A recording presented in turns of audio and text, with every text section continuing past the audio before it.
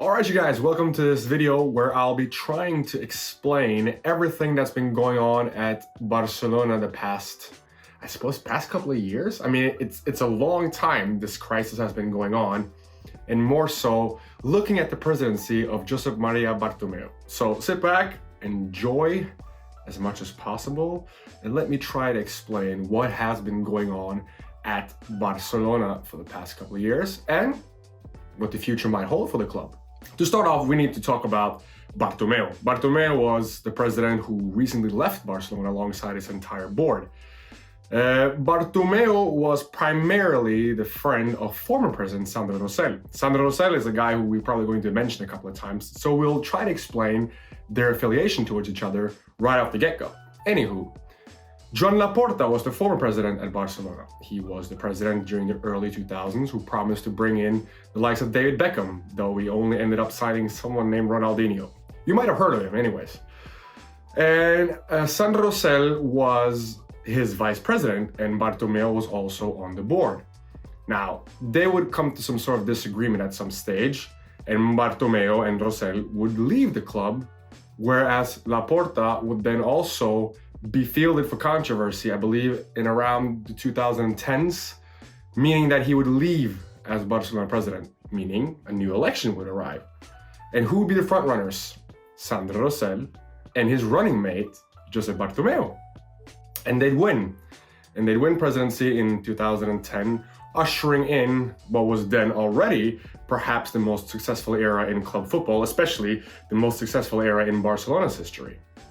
Anywho, Sandro Rosell proved to be quite a controversial character himself. And in 2013, as we remember, Barcelona signed Neymar. Though Barcelona were quite successful, the Neymar transfer proved to be, again, rather controversial because there was talks of money going into hands that shouldn't have gone into, and people being involved that shouldn't have been involved, and how much did the club Santos get, how much did Neymar's father get, and so forth and so much. Where did all the money go? All this led into investigation, and in January 2014, Sandro Rosell was officially under investigation for money laundering. It all ended up with Bartomeu then taking the reign as president because Rosell decided to step down due to the controversy. So from January 2014, Bartomeu was the president of Barcelona. And looking at what Bartomeu had to do, primarily he had to look at all the controversies that were going on at the club. The first thing he needed to do was try to figure out how will they fix the Neymar case. I mean, they were already under investigation. So Barcelona as an institution decided that, right, we have to take full responsibility. They decided to pay the fine, which was about 15 million euros, and they tried to move on from there. Then what happens? In April 2014, they're given the transfer ban, as we all remember, because of illegal activity in relation to signing underage players. That ban was then delayed because they decided to take their ban to CAS, and they decided to allow them to sign players during the 2014 summer window whilst the case was going through the court systems. In that window, remember, they're going to sign players like Luis Suarez, Marc-Andre Ter Stegen, and even Rakitic. Remember this point, this is going to be quite important. Furthermore, they were also criticized quite heavily because of their sponsorship with Qatar. As we remember, Barcelona used to have UNICEF as their sponsor. Prior to that, they were one of the few clubs in world football that didn't have sponsors at all. I mean, they won Champions League trophies in 1992 and 2006 without any sponsorship on their stomach, as you see every other club in the world has now. And whenever there's a new sponsor, every other club tries to up them in terms of getting the more lucrative sponsor. Qatar Foundation were the first ones to actually pay big money for sponsorship on Barcelona's shirt. This happened in 2010, and it lasted all the way to 2017. Barcelona as an institution who label themselves as more than a club, but an institution more so than a football club and something that you could sell and buy, were heavily criticized considering that they kind of sold their soul to someone that was labeled the devil. Not my words, they were labeled the devil. Anywho, it lasted until 2017, but Barcelona were constantly under scrutiny for this happening. They were also having less and less players integrated from La Masia, and this is perhaps where you meet the most heavy and most dedicated Barcelona supporter in terms of arguments.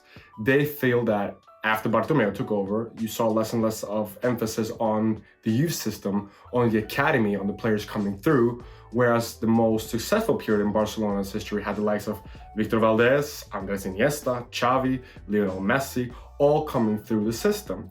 Same goes for the likes of Gerard Piqué, although he was at Manchester United for a little stint, and of course also, the great captain Carlos Puyol. And when that streamline of players sort of stopped, the criticism started, all of whom have always been present during Bartomeu's period as president. Is it fair? Perhaps so, perhaps not. You gotta remember, that generation of player that they had during those times is perhaps the greatest generation of footballers we've ever seen come through an academy at the same time. Yes, I have remembered the 1992, or the class of 1992 rather, that Manchester United had. I think those are perhaps the two biggest ones, at least in modern time. You remember I was talking about that transfer ban in 2014? Well, as I said, it led to them buying big players, Luis Suarez, Ivan Rakitic, Marc-Andre ter Stegen, to name a few, and they were quite successful. The season of 2014-2015, they won El Triplete, La Liga, Copa del Rey, and Champions League. Treble, I suppose. Anywho, that meant that Bartomeu would run for re-election, and he'd win. So he was re-elected to president from 2015, meaning that in Barcelona terms, I believe you sit for 6 years at a time every single time you get re-elected. So Bartomeu would then not run for re-election in 2021. We now know sort of what happened, so bear with me here. Anywho, when they returned from their transfer ban, they started to, let's say, they spent quite erratically. Paco Alcácer, Gerard Deulofeu, Yerry Mina, and Andre Gomes, to name but a few of the players that they bought. I even written them down just to try to remember them because there were so many strange transfers that they decided to field. And I mean, some of them were more successful than others. Some of them they actually managed to sell with profits. I mean, they were so good in 2014, you'd think that perhaps they would be able to sort of carry that momentum through the other windows, especially given the time that they had trying to scout players, considering they weren't able to buy anyone. Sadly, it looks like I was mistaken. Now, the big turning point here happens in the summer of 2017. As you all do remember, Neymar was sold, or rather, PSG decided to trigger his buyout clause of 222 million euros. Neymar decided to fulfill the transfer, and he went all the way to Paris to do so, which you kind of have to do to make a transfer complete, right? Anywho, I think, and this is my digression, that this is where Barcelona kind of lost their way, considering that I think Neymar was the player that they banked their future on. I think that they wanted him to be the next star after Lionel Messi. And once he leaves, they tried to find a plan B, a plan C, and eventually a plan D. None of them seemingly working. But what we do know, as I said, 222 million euros, that's what they gained from the Neymar transfer, and they used over 300 million euros for Coutinho, Ousmane Dembélé, and Antoine Griezmann, and none of them have seemingly worked. And that is also perhaps why a lot of the socios, the Barcelona fans, and those who were members of the club were obviously very, very skeptical towards what is now the former board led by Bartomeu. But the transfer dealings and what they seemingly did and didn't do on the transfer market is kind of what exemplifies why a lot of people believe that Bartomeu was the worst president in the history of Barcelona. And if we fast forward this a little bit, they were able to alienate players like Dani Alves, Luis Suarez, Ivan Rakitic, all in different years, but all players who at some point had been quite important to the club. And I mean, at least Suarez and Alves had really, really important roles in terms of being fan favorites. Rakitic came and went a little bit, but he was important for that 2014-2015 season we were talking about, where they won the league and they looked like the best, or well, they were the best team in Europe. And it is also therein where the board sort of lost the fans in trying to alienate stars and alienate current players, former players. We'll get back to this part as well, considering what will happen during what is known as Barca Gate. But the way that they allowed players to leave kind of left a sour taste in a lot of people's mouths. Right, and leading all the way up to the summer of 2020, you kind of have to look at what they did and didn't do on the transfer, in terms of the transfer window. I mean, they were linked with Lautaro Martinez. That deal didn't go through. They were linked with Neymar again. That deal didn't go through. And then they were linked with Memphis Depay. The deal didn't go through.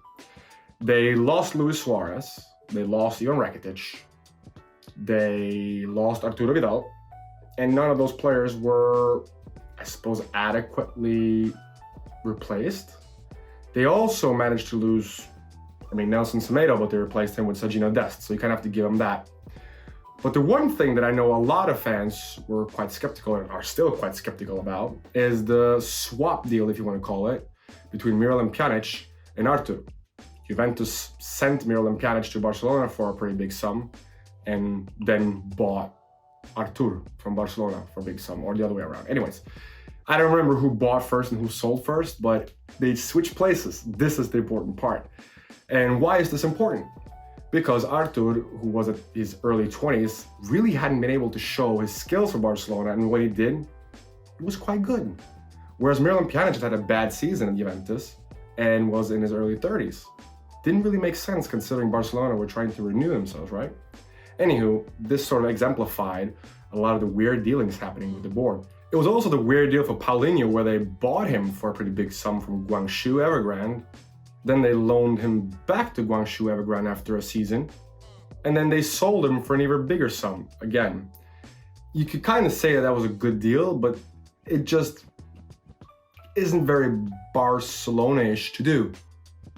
Martin Braithwaite is another one that perhaps is not really that Barcelona-ish to do.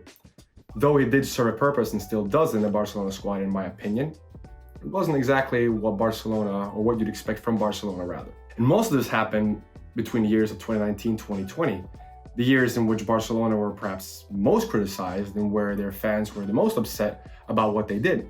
It wasn't as much everything that happened off the pitch, but also on it. As you all remember, they had the 2 years in which they first lost to Roma, and then the year after they had the miracle at Anfield against Liverpool, in which they were denied places first in the Champions League semi-final, and against Liverpool, who then eventually went to the final, and then ended up winning against Tottenham.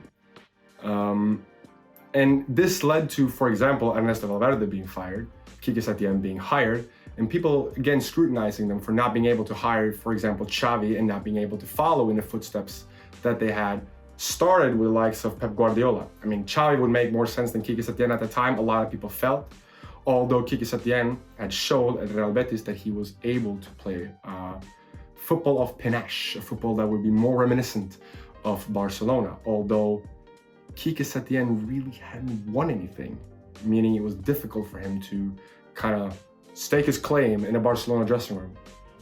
In some ways, kind of like what David Moyes had at Manchester United, especially for a pretty demanding dressing room with the likes of Gerard Piqué, Lionel Messi, Luis Suarez all being there. And again, the fallout from the firing also had Eric Abidal, the former sporting director, talking to the press, stating that unnamed players needed to take responsibility for Ernesto Valverde being fired, considering that the results weren't good enough.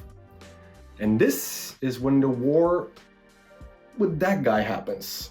Now, Lionel Messi has always been a player who, in some aspects, really hasn't been too happy talking to the press. He hasn't really been a player known for stopping during flash interviews and in mixed zones, and that's always kind of been his deal. But all of a sudden, he started to do so, started to talk to the press, started staking his claim, saying what he meant.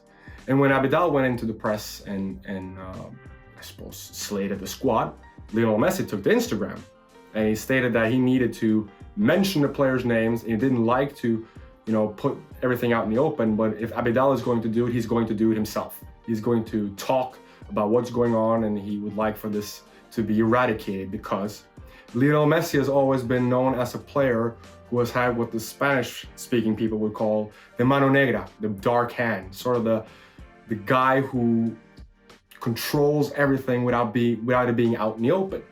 Lionel Messi has always denied that this is the case. That's always sort of been the thing that people have portrayed him as the guy who runs Barcelona, and that the president and the sporting directors have to listen to him before they make sound decisions. I'm going to let you decide what is the truth here, but Messi has always stated that he does not have that much control over Barcelona. Anyways, the war starts here, in which Abidal and Messi are both sort of called into Bartomeu's office, and they need to sort of figure out and leave their differences aside for the greater good of Barcelona. And they do. and everything seems to be at least a little bit more civil. Or it was revealed in the Spanish press, or so it was reported anyways, that i3 Ventures, a PR company, had been hired by Barcelona and Bartomeu to create a smear campaign against former Barcelona players, but also current players.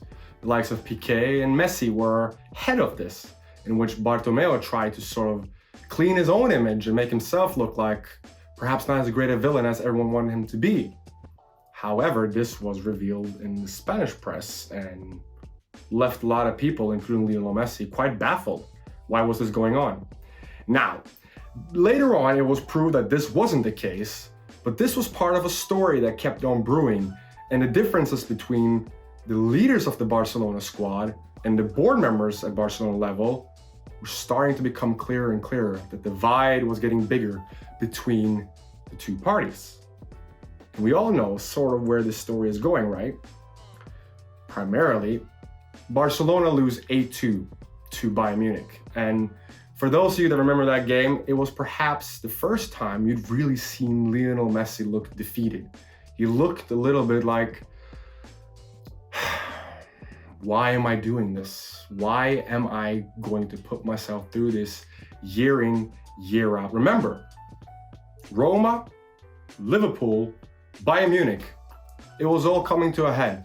It was all, every single year, Lionel Messi had either stood out on the Camp Nou field and told the fans that he was going to deliver them the Champions League. They have to go for every title. They had to really stake their claim in Europe again and regain the title that they hadn't won since 2015. And every single year, they'd been embarrassed. They'd been losing in miraculous ways. It looked like he was about tired of it. It looked like he was ready for a change. And he was. Now, following the Bayern Munich loss, as you all remember, there was a story in, I believe, Spanish radio, in which Lionel Messi had decided that when his contract expires next year, the summer of 2021, he would leave Barcelona. What then happens? Bartomeu decides that he's not going to step down. He's not going to relinquish his power at Barcelona. Then there's a new report. Messi has decided to leave now, this summer, the summer of 2020. He's not going to wait. What does Bartomeu do? He's not leaving. He has decided to stay. And then we learn a new term, a term that perhaps is going to become quite iconic in a few years' time, a term I didn't even know, and I didn't know if anyone else did either. The Burofax. Remember that term? The Burofax. The Burofax stated that Lionel Messi had decided to unilaterally break his contract. Now, in Lionel Messi's contract with Barcelona, he's allowed to unilaterally break his deal if he reports this within a certain date. I don't remember the dates. You can look this up. It's not that important. Anywho, he reported that much later, considering that the La Liga season and the Champions League were moved due to the COVID-19 outbreak. Lionel Messi then decided that he wanted to leave, wanted to break his contract, and he wanted to go somewhere else. Reports of Inter, Manchester City, Manchester United, Newell's Old Boys, every sort of club you can imagine, he was linked to. But he had decided that he wanted to go. And Barcelona doubled down and said, no, you have not staked your claim prior to the certain date. Now, a lot of you would wonder, has it ever happened before where a player at Barcelona unilaterally breaks his contract? Technically, yes, it has. I mean, Andres Iniesta did so when he went to Japan, and Xavi did so when he went to Qatar. It's sort of a thank you for your services gesture that Barcelona put into the contracts of the players that have stayed for a long time, allowing them to go on an adventure at the tail end of their career. It is not meant for the player to go to a rivaling club, and that's sort of been the respect of which the unilateral clause has been there. They would like the player to go somewhere else. If Messi wanted to try the MLS, that's where you use the clause. If you wanted to go back to Argentina for one last spell, that's when you use the clause. Lionel Messi wanted to stay in Europe.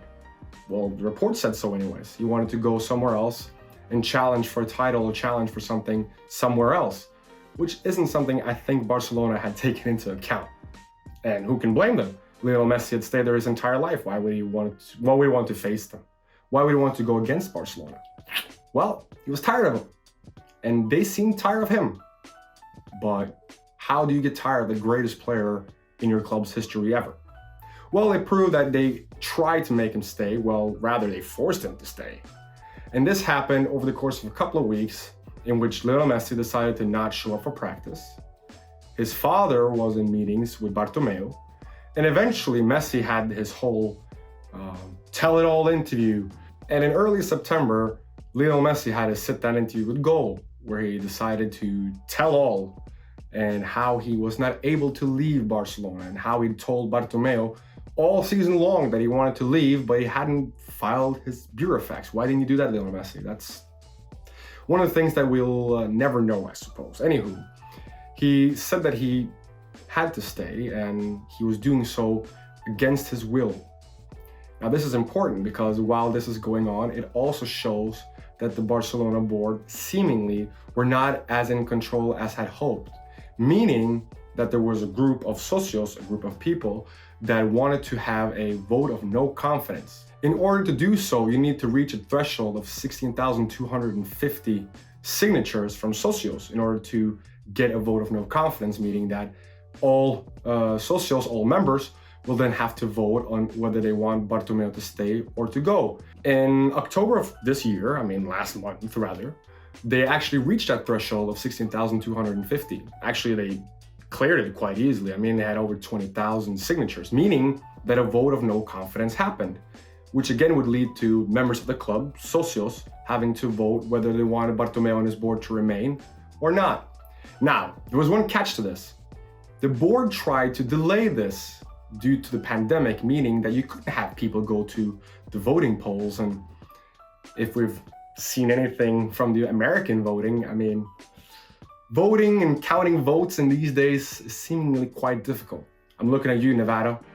Anywho, when the vote of no confidence came in, the pressure also started mounting very much so on Bartomeu and his board. And would he be the president to sit when the greatest player in the club's history, Lionel Messi, would leave?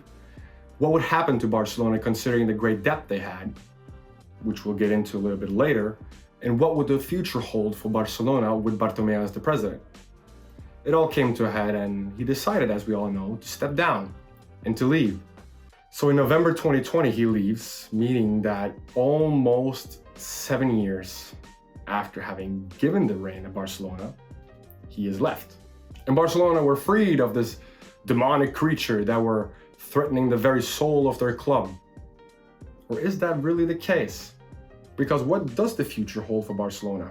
And who will be the new president? There are still a lot of questions here. So let's try and field a couple of them. Primarily, who will be the new president? Well, there are at least two front runners, it seems. Number one is Victor Font, who you've probably seen if you've read some Spanish news here and there. He pops up as sort of the main candidate and perhaps been the most vocal in his criticism of Bartomeu. He is also the one who wants to bring in Xavi as the new manager, and he kind of wants to kick out Ronald Koeman already and place Xavi as his manager. He also wants to bring in several other former Barcelona legends in order to take the club back to the Cruyff era. As you'll remember, Johan Cruyff is the one by the 1992 Dream Team and is the manager, the figure, the man, the myth, the legend, whom Barcelona's very existence is kind of based upon. Pep Guardiola cites him as his greatest inspiration, and Pep Guardiola is also the manager who is responsible for the greatest ever era in Barcelona history, meaning Victor Font sort of wants to take the club back to the roots. And who can blame them? Remember Joan Laporta? Well, seemingly he wants to also regain control of Camp Nou. And who can blame him? He was kind of successful himself. He was the man who had Pep Guardiola as the manager. He was also the one who had Frank Rijkaard as the manager and signed Ronaldinho. So two front runners there, but I think you'll hear about a few of the other ones later on. Number two, what about the debt? Well, as I mentioned, Barcelona have a huge debt, and in October, it was reported that debt is around 500 million euros. And Barcelona need to find some way to balance that and find some equity in all of that. One of the ways to do that is to get players to take wage cuts. And that has sort of been the big topic now, because a lot of people, and at least the big tabloids, are saying if Barcelona are able to do so, they might have to file for bankruptcy. Now, bankruptcy is a big term, and I'm not a financial expert by any means. But I think that Barcelona are able to find some way to make sure that they don't go bankrupt. But then again, it highlights how bad the situation is at Barcelona and what they will need to do. Number three, signing Lionel Messi to a contract extension. Now, You'd think Lionel Messi would be more open to signing a new deal at Barcelona, considering now that Bartomeu and the board were gone. Well, now he is gone and Lionel Messi can sort of breathe a sigh of relief, you'd think. Then again, you don't know what he's going to, and you don't know who's going to take over. Now, if it's Victor Font or Joan Laporta, perhaps he'd be more open to talking about getting a new deal. Victor Font was quite open about you have to maintain Lionel Messi and he has to stay at Barcelona. Of course, that's part of the plan. You'd say so, trying to be elected as president, but doing so is a whole different case. Lionel Messi could start talking to clubs already in January because his contract expires in the summer of 2021. Now, if some of those clubs can offer him wages higher than his current wage at Barcelona or at least equal, perhaps he'd like to stay more so than taking a deduction and signing a new deal. Then again, Lionel Messi has been at Barcelona his entire life. It's sort of the only thing he knows, and he will in any way remain the greatest player in the club's history. He is the greatest goal scorer, and some would even argue he's the greatest player of all time.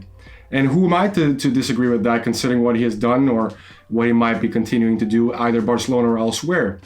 But it needs to be one of the most pivotal things that Barcelona do going forward, trying to get Lionel Messi to remain at the club and showing to the world that they're still the powerhouse that they desperately need themselves to be, and what they need to do in terms of regaining European dominance would be to regain Lionel Messi and make sure that he's happy at the club. Now, is the crisis over at Barcelona?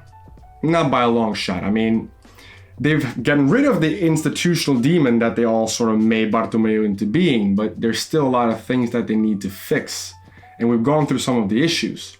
But there's still a long way to go in order to prove that Barcelona is what they claim to be, more than a club. Now, if you like this video, this is my first, I haven't done this too much, trying to get this to become a thing, so somewhere under here there should be a subscription button, and leave a comment. Is there anything you'd like me to talk about? Please let me know.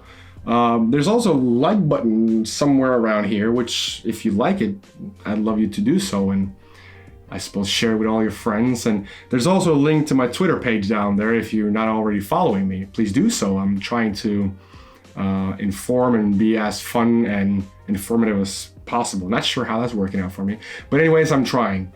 So until then, thank you for watching, and I'll see you in the next one. Peace.